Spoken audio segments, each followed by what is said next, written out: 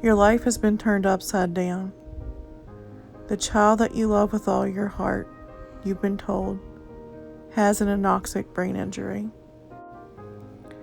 Your child is intubated, likely has a cooling vest on. An EEG covers their head. An arterial line into their heart. Tubes, it seems like, everywhere. IVs outnumber the fingers on your hands. Your emotions are running so high, yet you're expected to make some of the most difficult decisions of your life. Don't be pressured into making any decision. Always remember, where there's life, there is hope. Even when hopelessness is being painted, where there is life, there is always hope. Above all else, remember that you are your child's advocate and only voice. Your first priority and initial priority is to make sure your child is stable before anything else is done.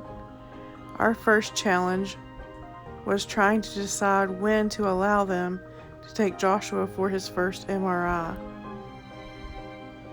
Pediatric neurology was pushing to have it done immediately, while the pediatric PICU team was telling us he wasn't stable enough to move.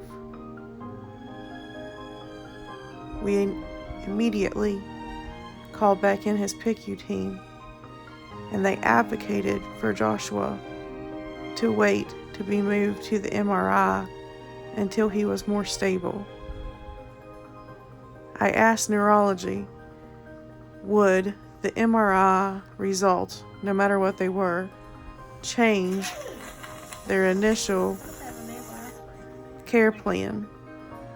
And they said no, it was just a baseline. There was no reward to the risk. Therefore, I wasn't going to be pushed into making a decision to move my son and potentially jeopardizing his life for something that would not change a care plan.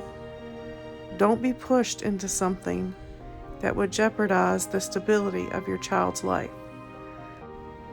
The doctors in the acute care facility are not going to deal you false hope.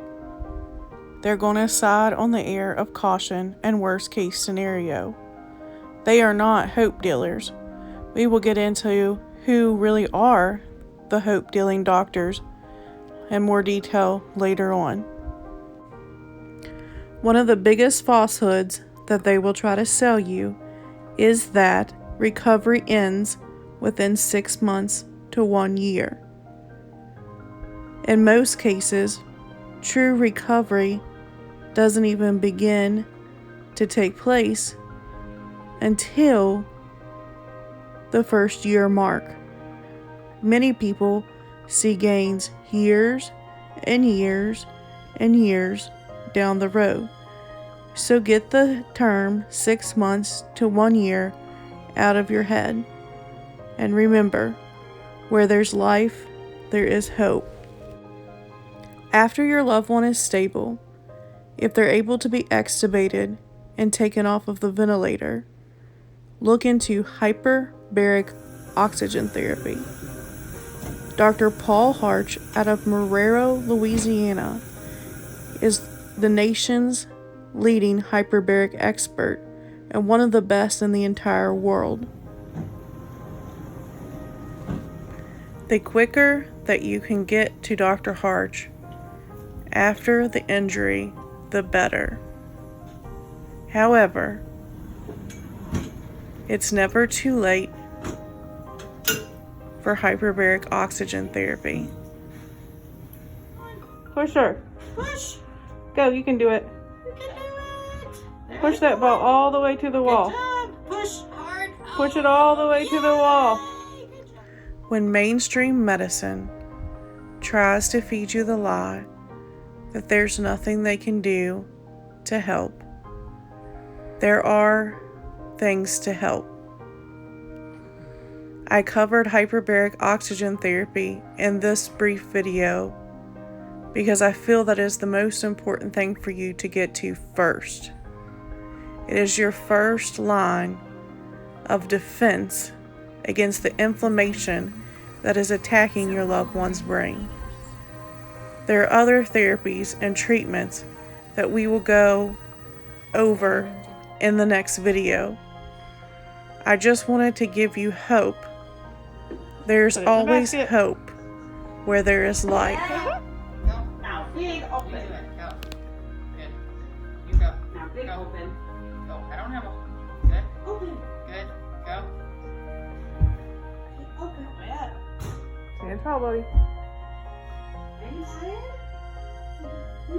That was awesome. Sleepy? Joshua, that was amazing. You stopped locking that left knee like you were doing at the beginning. You're not locking it anymore. Good. Squeeze right here. Google, can you Stand up try nice 3 and more tall. times and then you can be all done? Okay, now you Let's may let sit Abigail go and then you slow. go. We're taking turns. Go ahead, honey. Slow. Good.